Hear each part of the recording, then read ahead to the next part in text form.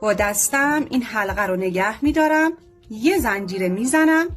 این نخ رو میبینید؟ میدیم این طرف که راحت باز و بسته بشه حلقه. ببینید نخ رو که میکشم حلقه بسته میشه، نخ رو که از این طرف میکشم حلقه باز میشه.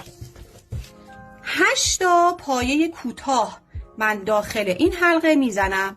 قلاب رو از داخل حلقه رد کردم، نخ آوردم بیرون، 2 تا یکی میکنم. 1 2 8 تا پایه میزنم برمیگردم. خب 7 تا و این هم 8مین پایه.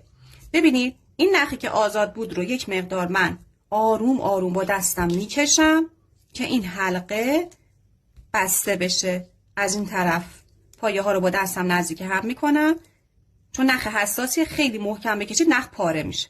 آروم آروم میبندم.